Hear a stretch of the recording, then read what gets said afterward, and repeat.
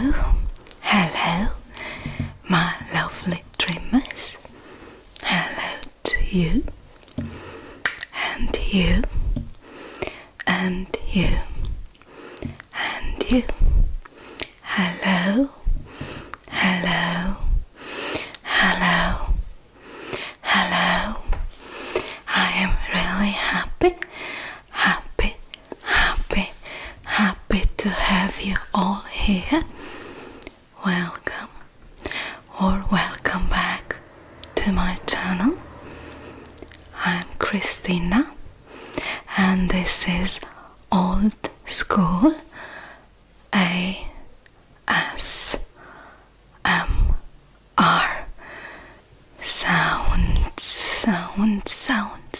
Sounds. Hey there everyone, welcome to another episode of Sunday's True Crime ASMR.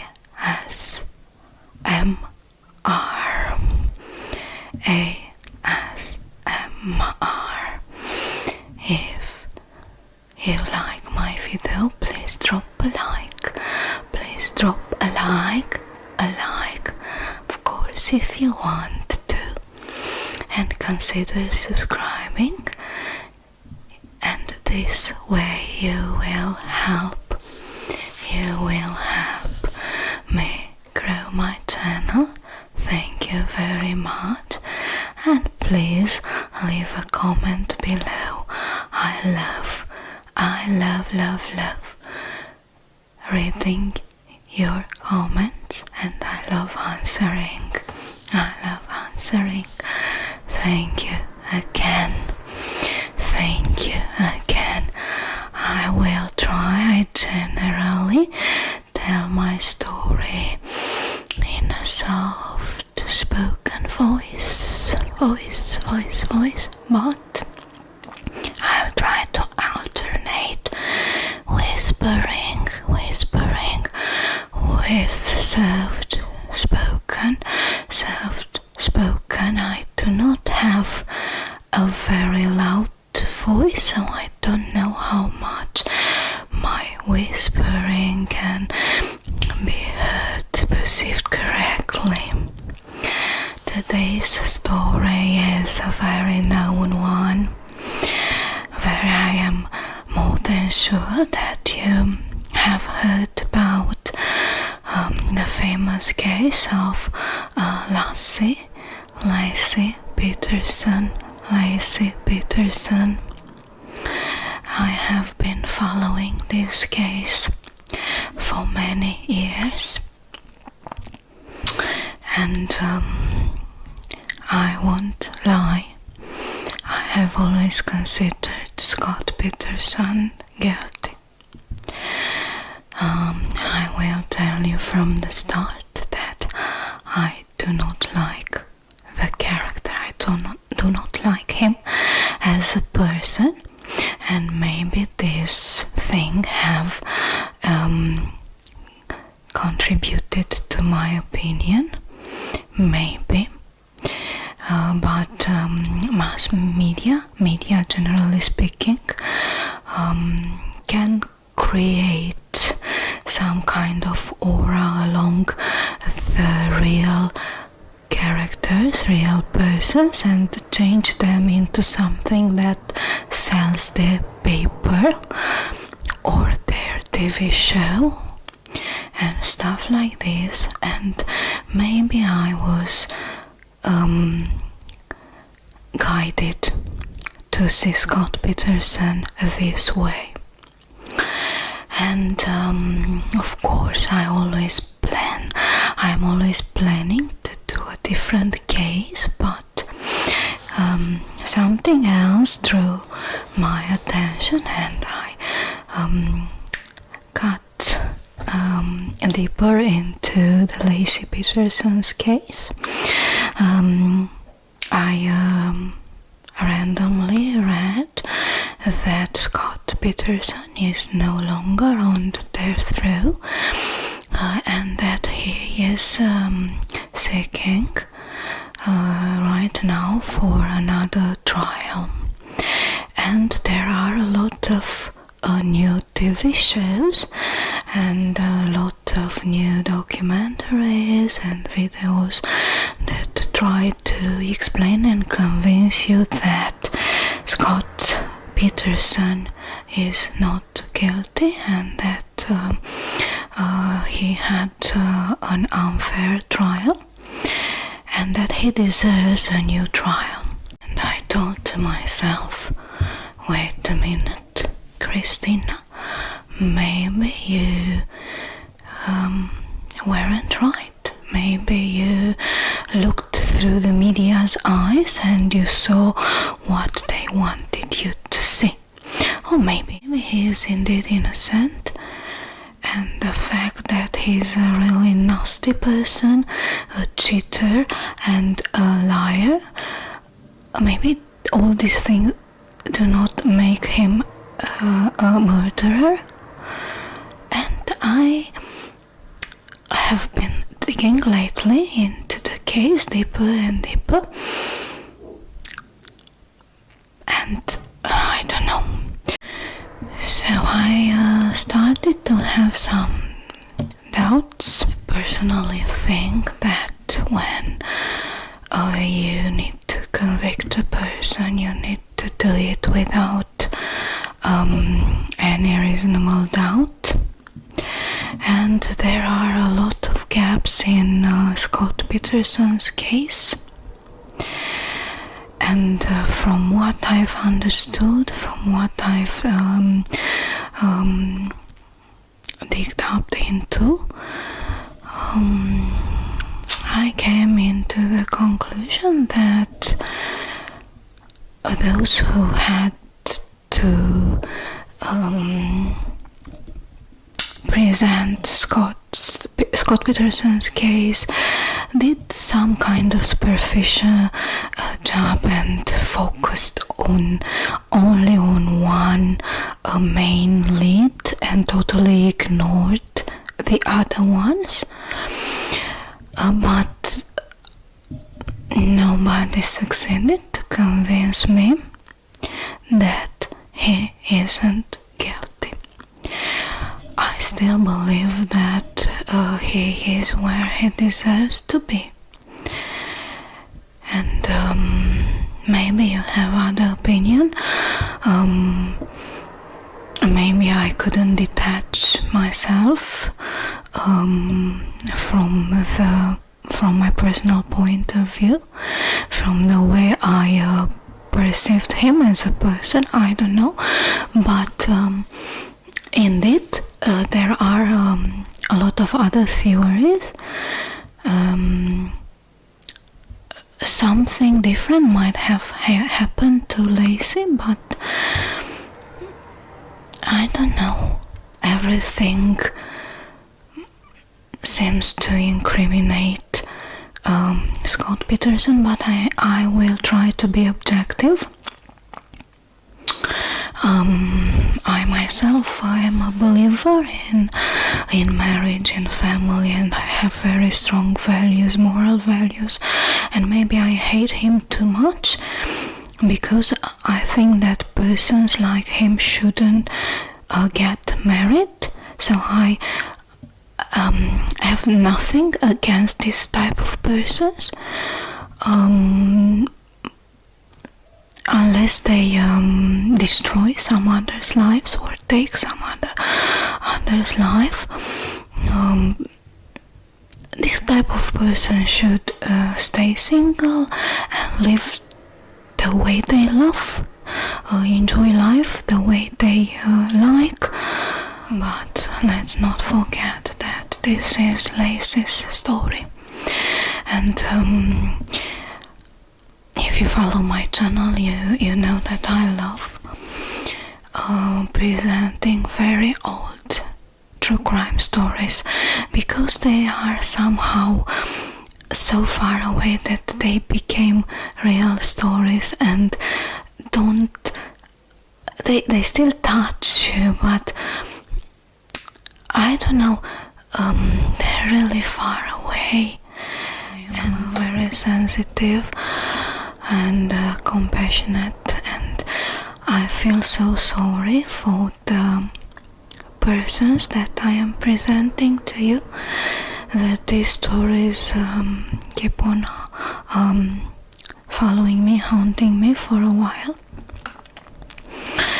And when it's about children, it's really devastating. I'm very affected by this. So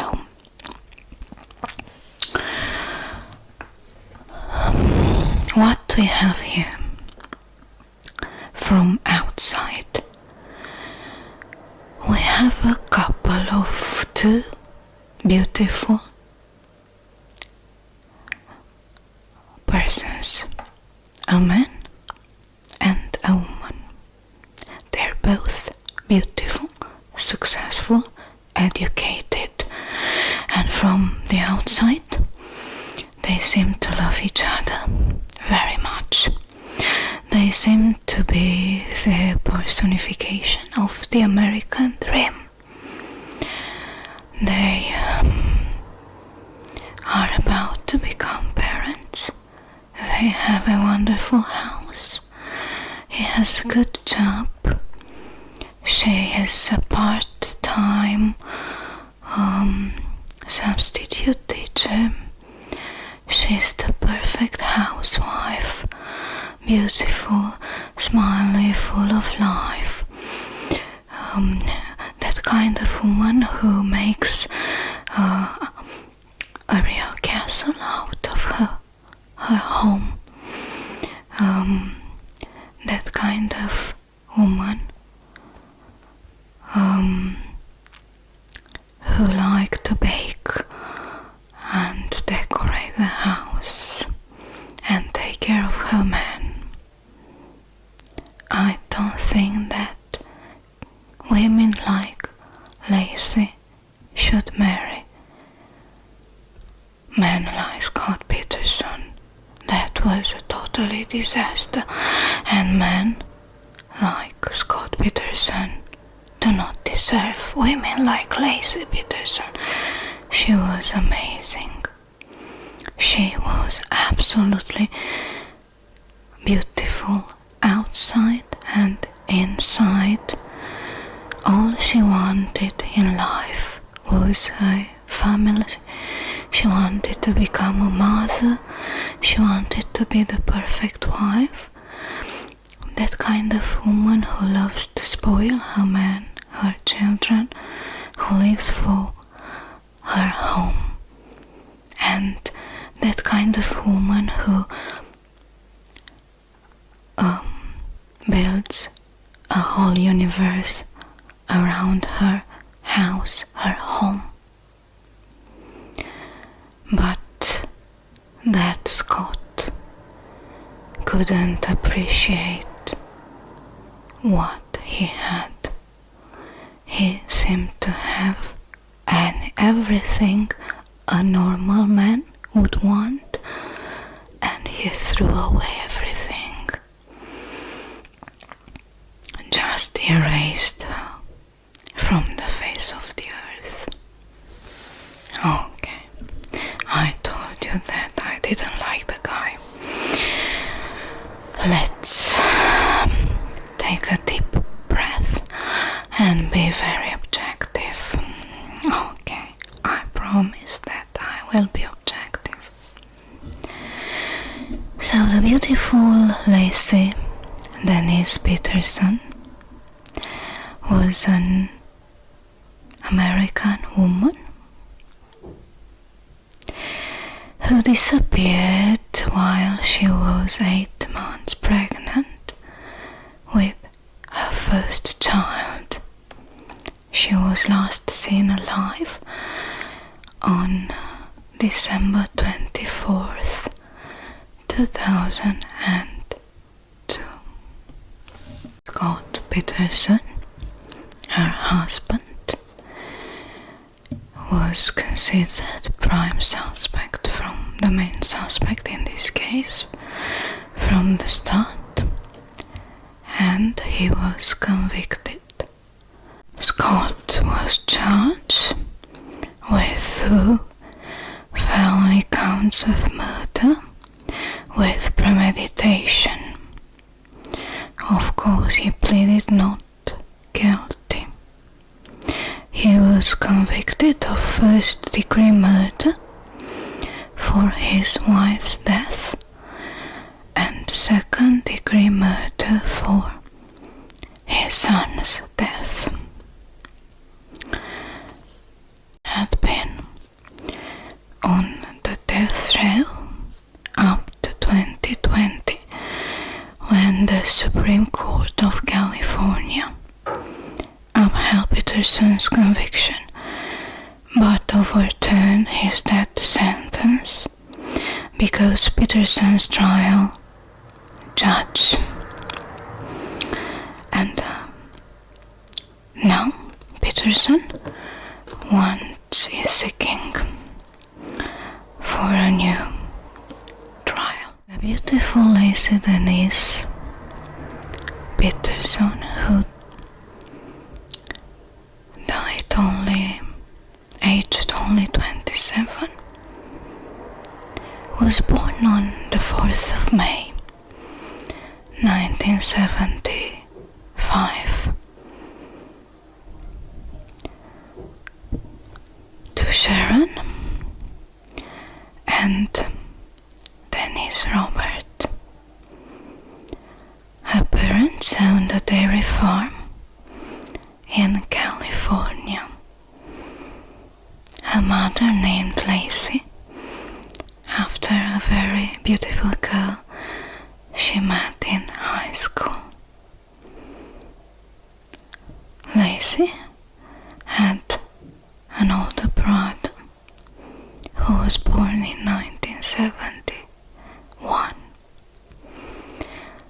Laci was that kind of little girl who loved living on a farm, who loved helping her family and working on the farm. From a very young age, she enjoyed taking care of plants and flowers with her mother, and this really had great influence in her later life.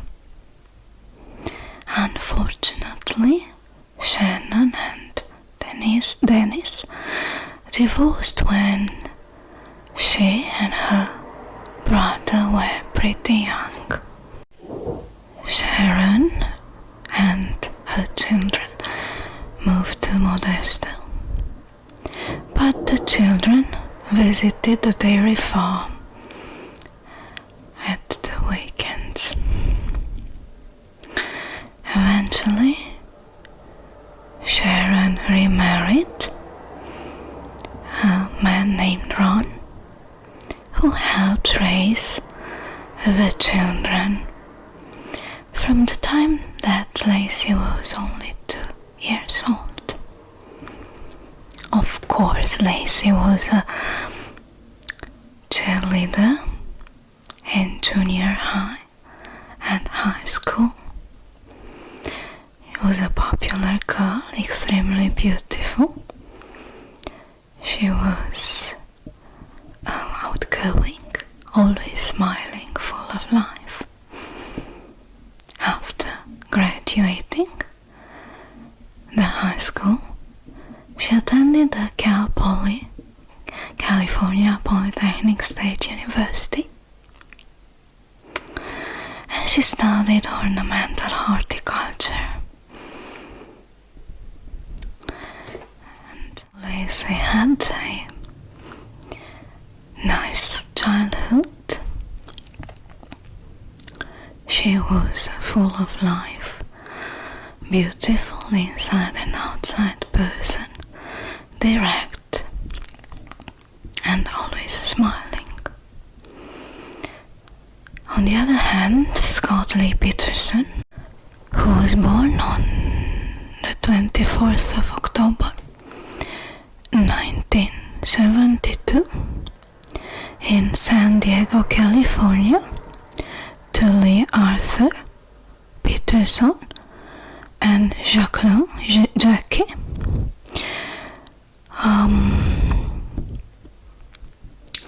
had a little different kind of childhood. Both his parents had been previously married, and they had 6 children together from previous marriages. His father, Lee Arthur, was a businessman, and Jackie owned a boutique called The Put On. Scott was the only child that they had together, and they focused only on him. The other children didn't count too much. Once he appeared in the world, he was the golden child, and all their universe evolved around him.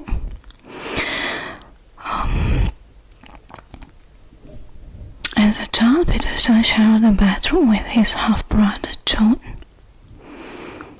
and he began playing golf at an early age, being guided towards this career by his father, who used to spend a lot of time with Scott, but only with Scott, not with the other children. He was pretty talented, and by the age of 14 he could easily beat his father at the game, and he was dreaming of becoming a professional golfer. But in 1990 he enrolled at Arizona State University on a partial golf scholarship. And still, he later transferred to California Polytechnic State University, initially planning to major in international business, but changed his major to agricultural business. The professors who taught him described him as a model student. He was pretty charming a child, and later on pretty charming young man, always smiling too, but probably a different kind of smile, of course. He was always very polite and acting and behaving as a model student. While he was a student at Cal Poly, he worked at a restaurant called Pacific Cafe. And there he met a wonderful girl called Laci. She was the one who made the first step. She was the one who noticed Peterson and sent him her phone number. It is said that at first he thought that it was only a joke, and later on Laci came back to the cafe and asked him why he hadn't called her, and they started dating. It's also said that he took her fishing, deep sea fishing trip for the first date. And Laci didn't really enjoy it. He got seasick. Their relationship grew more serious. He was very liked and loved by her parents because he knew exactly what to say and how to behave himself. The couple dated for 2 years before moving in together.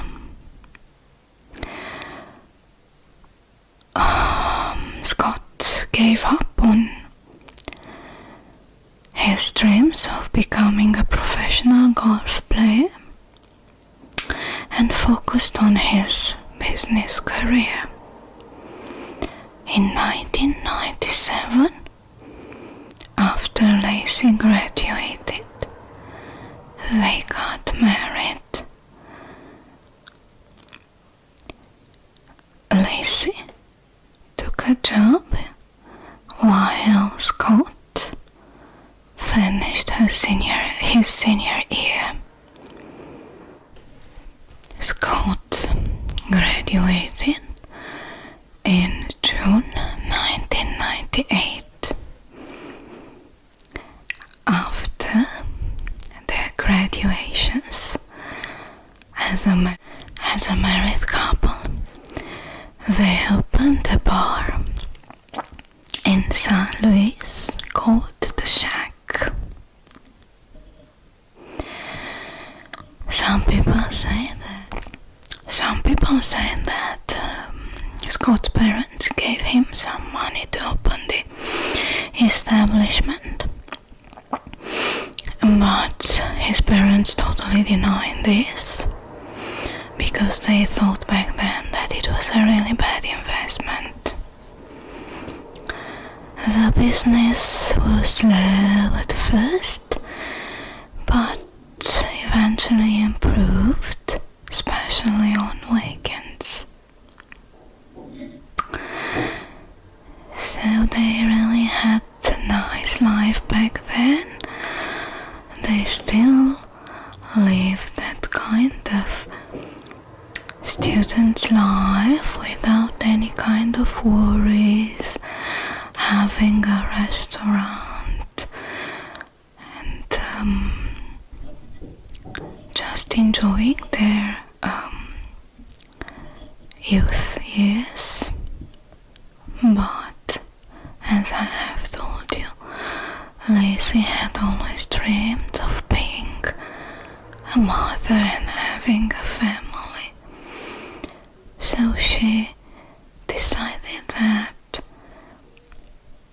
it was enough with this period of their life and that it is time to approach life differently, more seriously. And so they decided to sell the bar. And so they put a shack up for sale.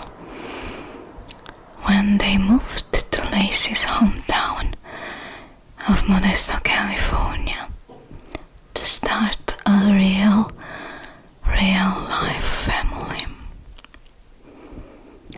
In October 2000, they bought a 3-bedroom bungalow house,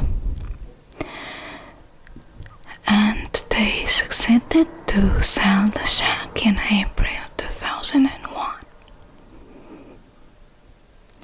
Laci soon took a part-time job as a substitute teacher, and Peter got a job with Trade Corp USA, which is a European fertilizers company.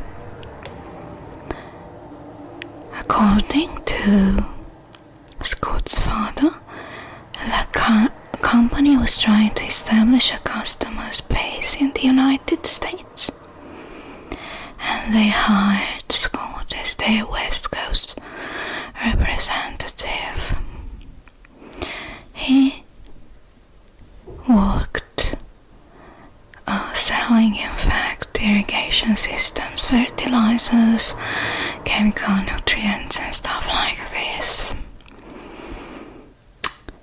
2 big farms and flower growers in California, Arizona and New Mexico. Those who loved Laci, family and friends, described her as a very happy young lady who worked to build a home, who was so happy to be the perfect wife.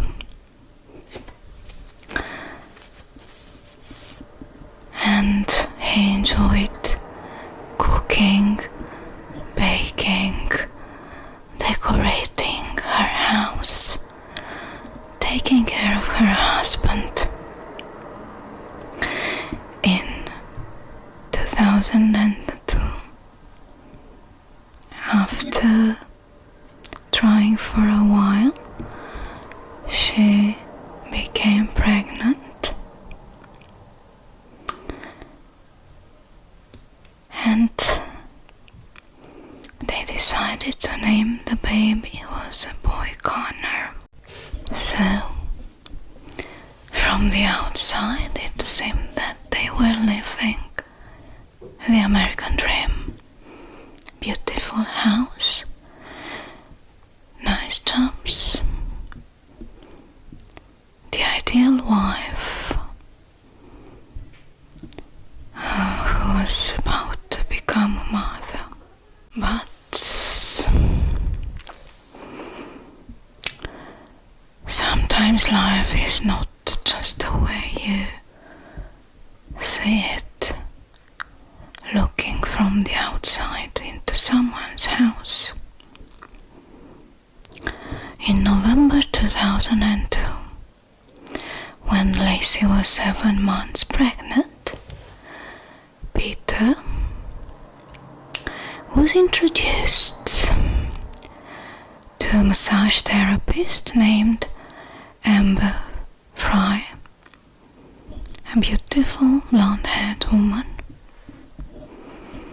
It is said that Peterson initially wanted to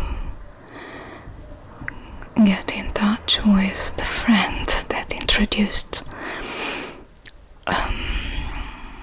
Amber to him,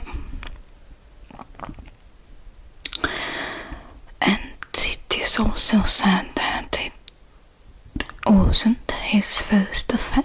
He started cheating his wives from the beginning of their marriage. And it is also said that Laci knew about those first affairs and she accepted. I don't know if this is true or not. So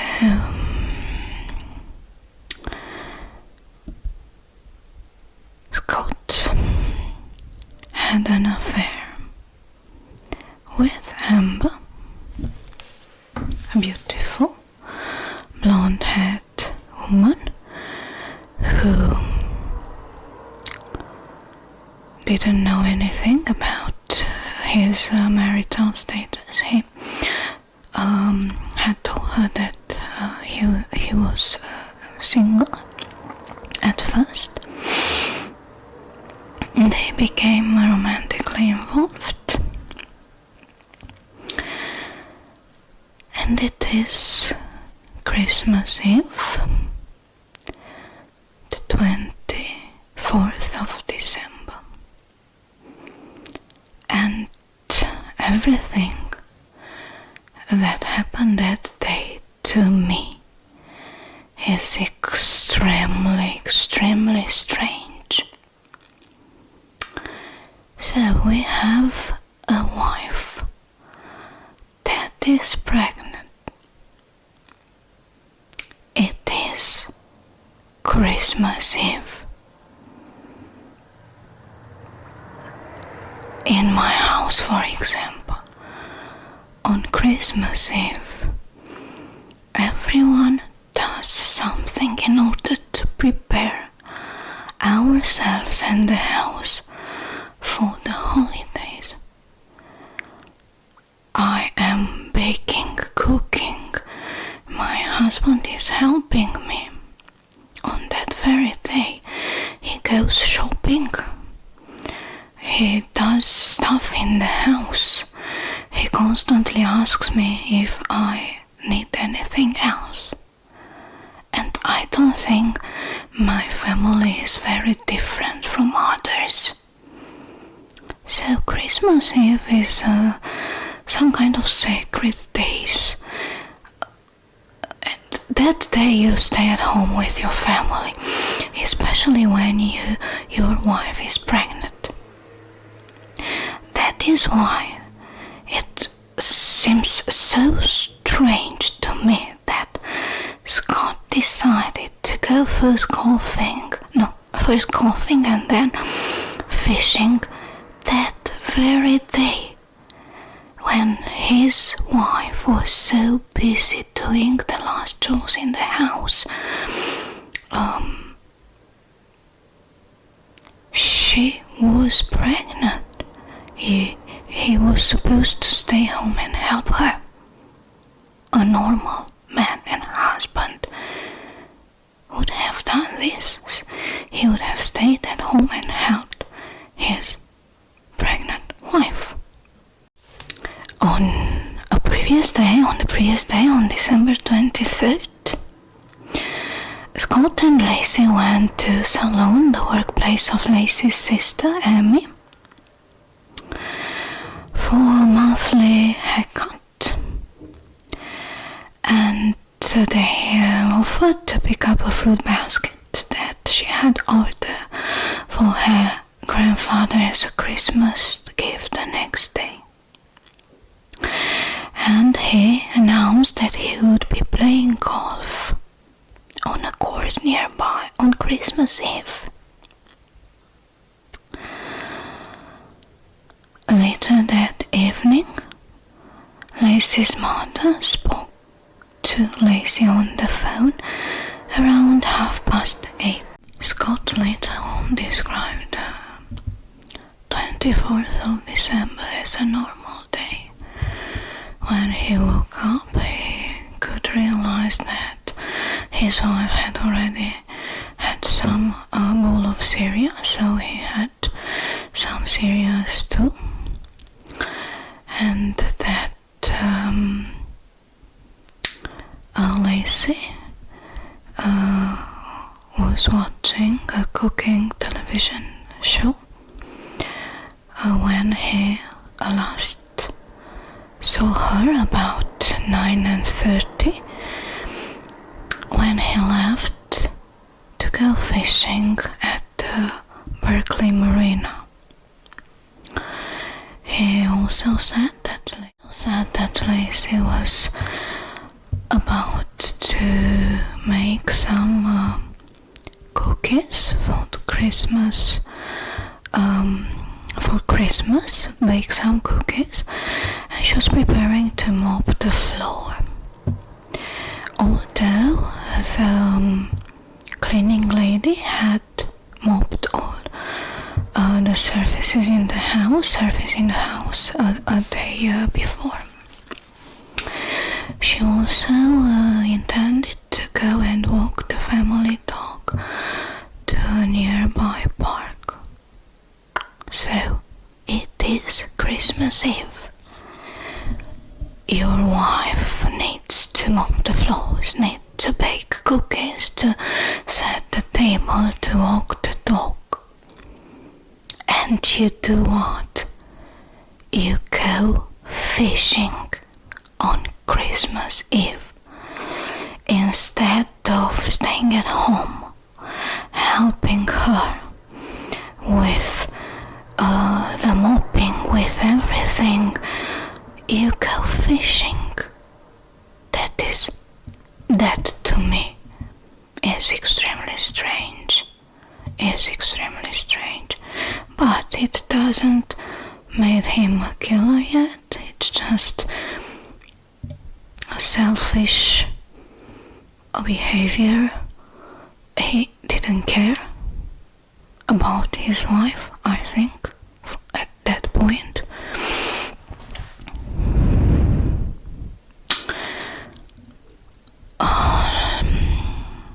Laci was 7 months and a half pregnant. At around 10:30 a.m. that morning, a neighbor found the family dog, Mackenzie, a golden retriever, alone outside the home with the leash still attached.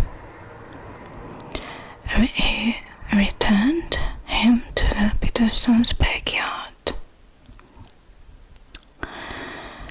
Another neighbor saw the dog too, as he played with his own dog.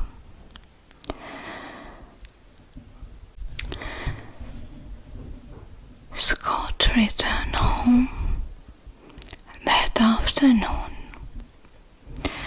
and found the house totally empty. So he returns home. He sees his wife's car in the driveway, but the house is empty and she isn't anywhere. And what does he do? He took a shower because he was wet from fishing. He washed only his clothes in the washing machine. He ate some cold slices of pizza, drank some milk, and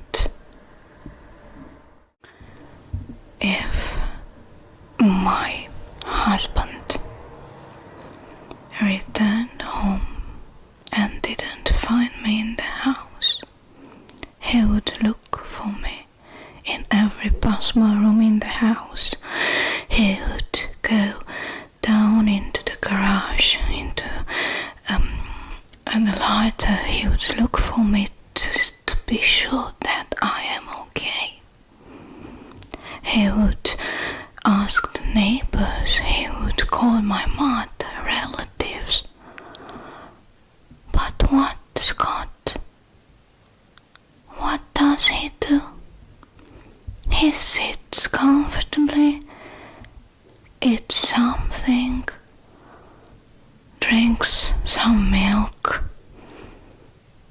He didn't care, and he finally decided to call his mother-in-law. His father-in-law called the police, so it wasn't Scott who reported Laci missing, it was his father-in-law, Laci's stepfather. So when your wife is pregnant, 7 months and a half pregnant, and you knew that when you left she had a lot of chores to do, which were not easy for a pregnant woman, and you came home and she isn't anywhere in the house. What is the first thing that it should come into your mind? Is she in labor? Is she in hospital? What happened to her? No. And so Laci's stepfather reported her missing, and the police arrived at the Peterson's home and could see that Laci's keys, wallet, sunglasses were all in her purse, in a closet at the home. The dining table was sad. This is so sad. This is so... She had thought about any little detail. She had already set the table for a family dinner for the following night. One detective found a phone book on the kitchen counter, open to full-page addresses for defense lawyers. Scott was reported to be absolutely calm and collected, as cool as a cucumber.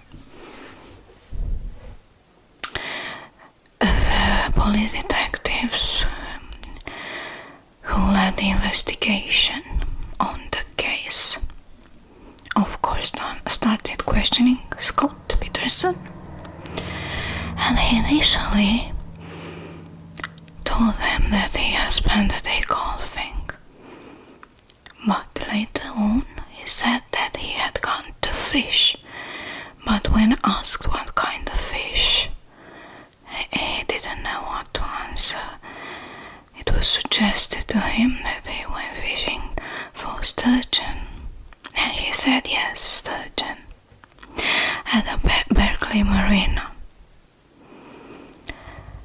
When he left home, he said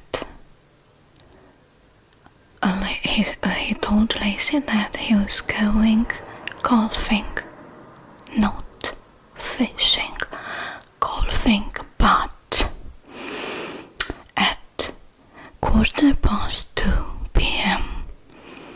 he left a message to her telling her that it's 2:15 and I'm leaving Berkeley. How was she supposed to know that he was leaving Berkeley? Because he hadn't previously called her to let her know that he changed his mind about golfing and went fishing instead.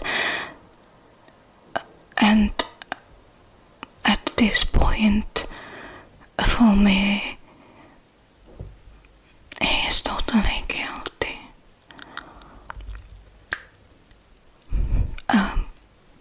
He knew that she wasn't alive any longer, and he made that phone call only to create an alibi, and that's my opinion. A normal husband would have previously called to let the wife know that he had changed his mind. Hey honey, I have changed my mind. It's too cold for golfing and I will just go fishing.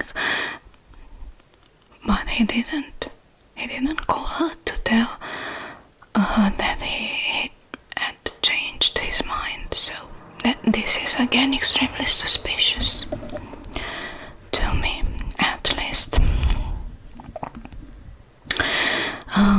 Of course, detectives launched search and they were extremely surprised by Scott's behavior, and they suspected him from the very beginning.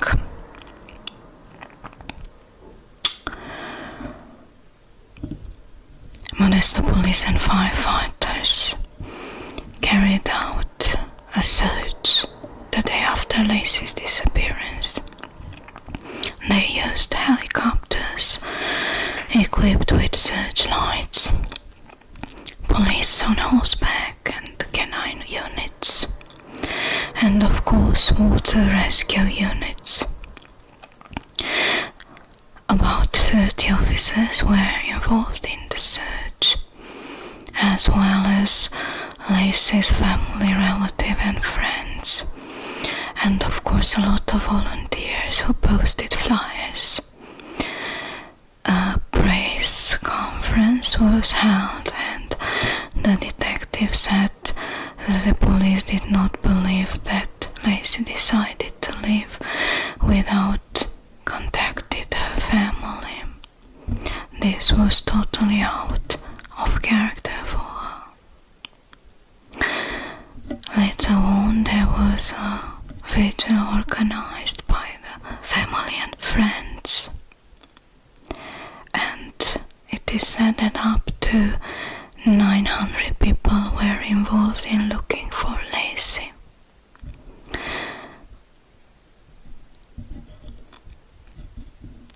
It was offered a reward which was increased and increased for any information leading to Laci's return. There were posters, ribbons and flyers everywhere. Meanwhile, Scott Peterson kept on calling his girlfriend, and on New Year's Eve, at the vigil of Laci, he called Amber and told her that he was in Paris celebrating the New Year's Eve with two invented French friends. So everyone was looking desperately for his wife, and he was trying to connect to his mistress. Of course, this doesn't make him a murderer, only a very nasty person, to say so. On April 13th, 2003, a couple who was walking their dog on the beach found the well-preserved body of a male fetus in some area of the San Francisco Bay shore.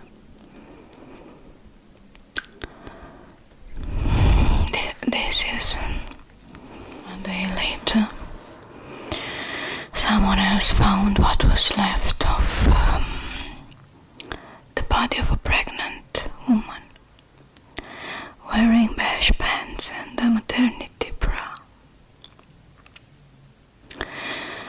The body was found 1 mile away from where the baby's body was found.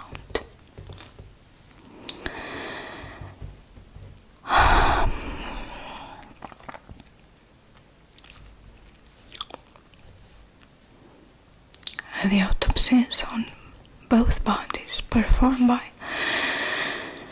a forensic pathologist called Dr. Brian Peterson, no relation to the Petersons.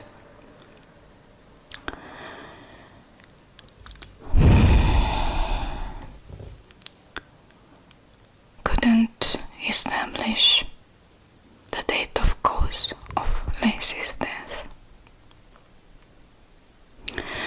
She had suffered 2 broken ribs, but Dr. Peterson could not determine if this occurred before or after her death either.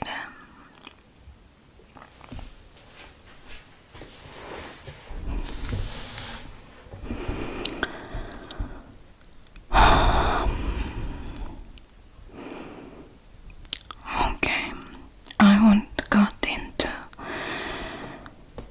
other details. It's already extremely sad and disturbing. So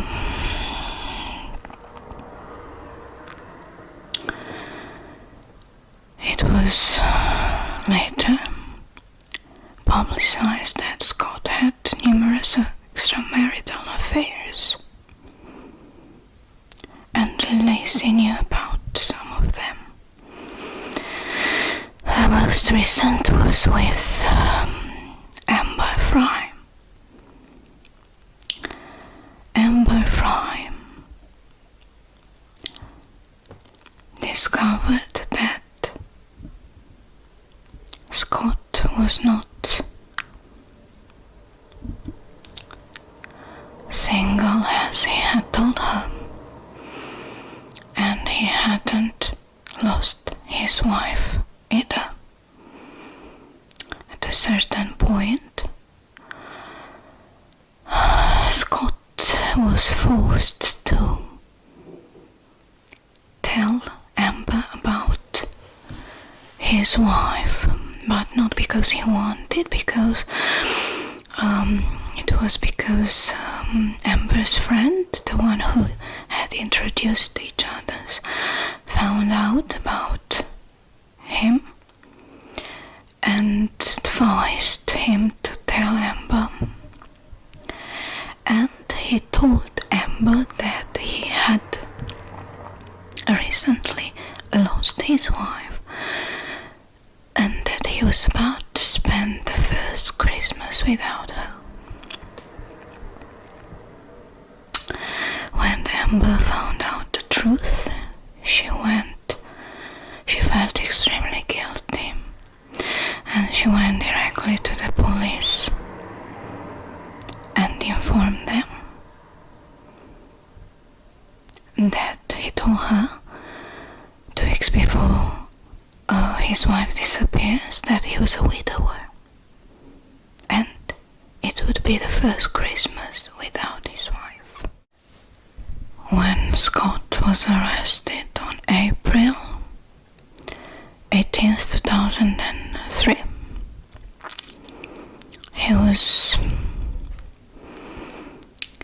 I think he was about to leave the country, that's what I think. His appearance was partially changed. His dark brown hair had been dyed blonde, and his car was stuffed with lots of items, including $15,000 cash, survival gear, camping equipment, a lot of clothes and 4 mobile phones, 2 driver licenses, his and his brother's.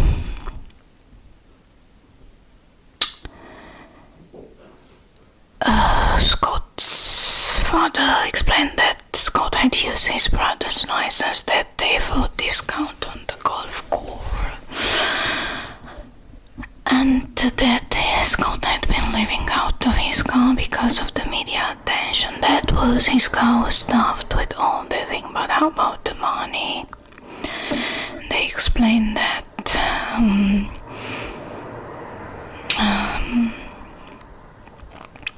it was in fact a sum of money that was thrown by his mother by mistake, something like this.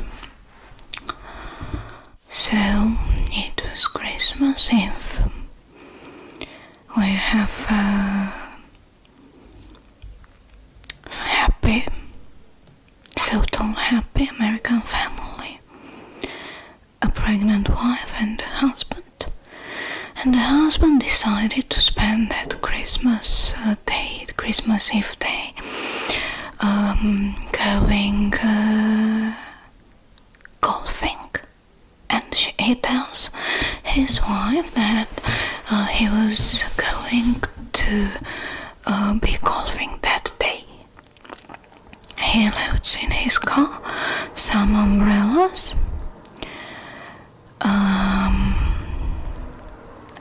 and he leaves the house. Meanwhile, he changes his mind and goes fishing. He had previously purchased a fishing boat.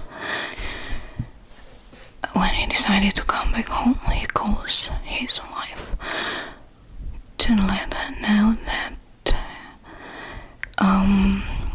he's coming home, but he omitted to let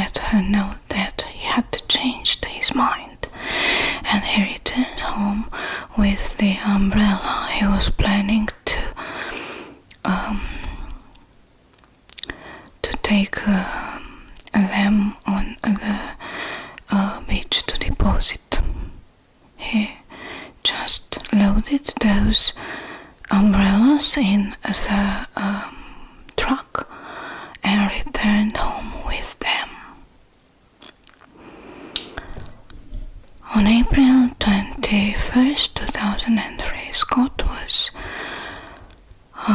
charged with 2 felony counts of murder with premeditation and special circumstances, and he pleaded not guilty. His trial began on June 1st, 2004.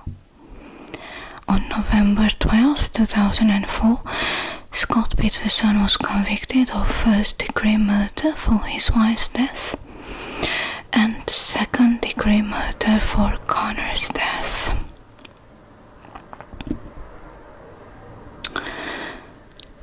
The judge sentenced him to death, calling the murder of Laci cruel, uncaring, and heartless.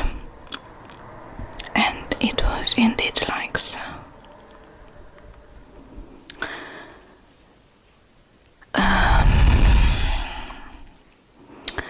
Of course, there are a lot of voices who say that Scott is a cheater, a liar, but not a murderer, because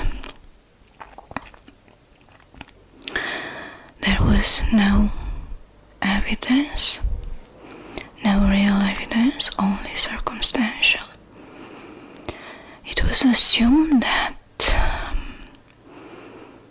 Scott carried not only those umbrellas to the beach, but also Laci's body, which he disposed in the sea. He had previously purchased some cement to make his own anchor for the boat. I understood that it is a very common practice because it is cheaper this way, but he told the police that he made only one anchor and he used the rest of the cement to fill a hole in his driveway. And the police said that they analyzed the cement in the driveway, and the granulation wasn't the same with the cement that he had previously bought, and they assumed that she made some other 4 anchors and used them to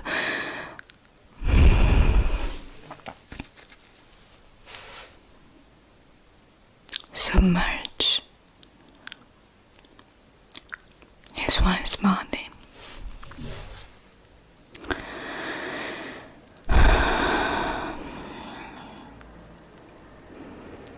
While the police were looking and the others looking in the Gulf for Laci, Scott was seen driving by and just looking.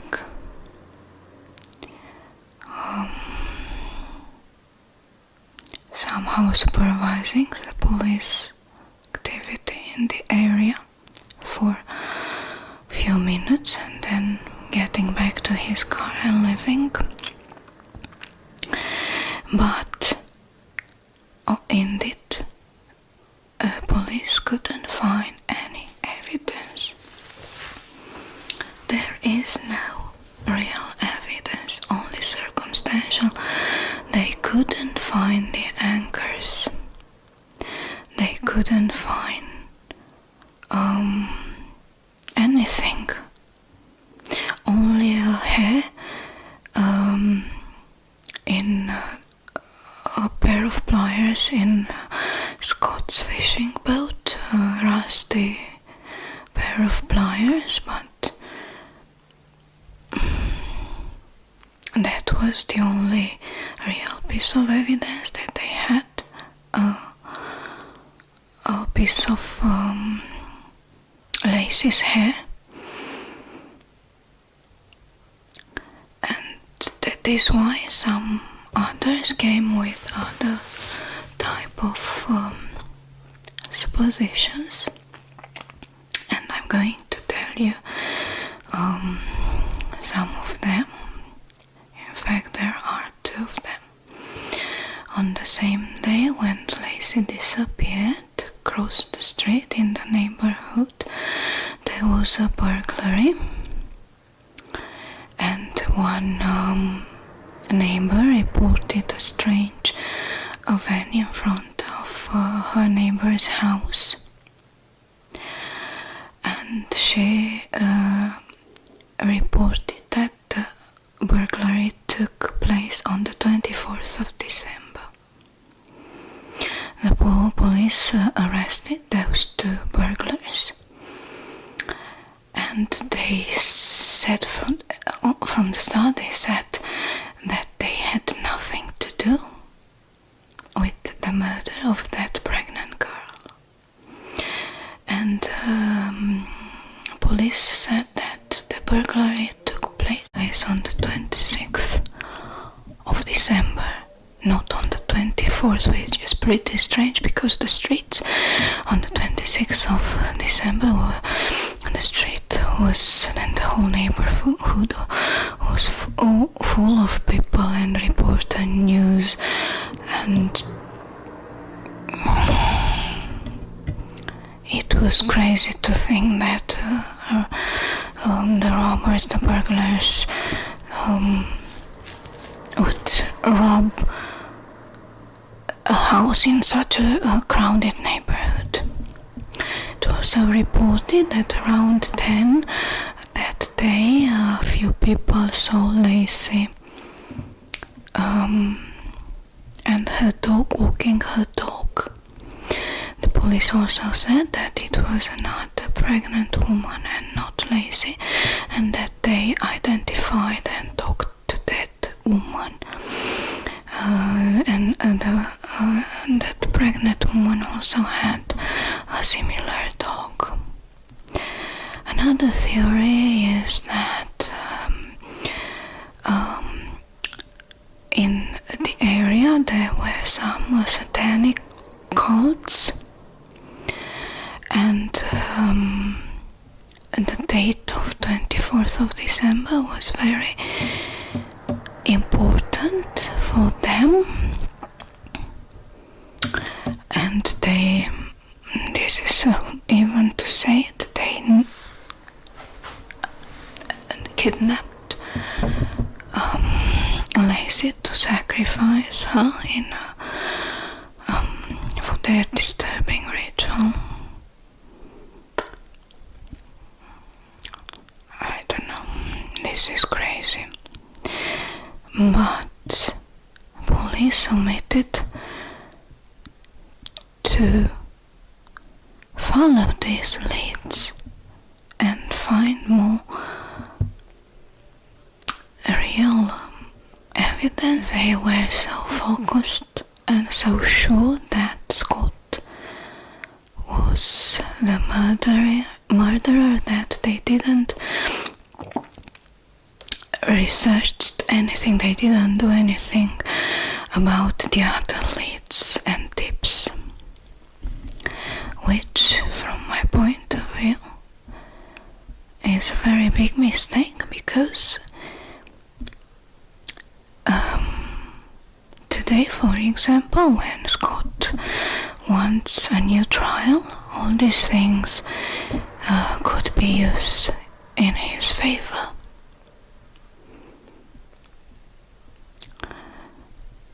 So, I don't know if I succeeded to stay objective up to the end. I have told you that I do not like the character. I found his behavior totally strange. Totally strange. He spoke about using past tense, and that phone call and everything, I don't know, and the anchors, the cement. From my point of view, he is guilty. He is guilty, but he might have found a way out, and it's pretty difficult to go back and analyze the case again. I don't know. We will see. So let me know in the comments below what is your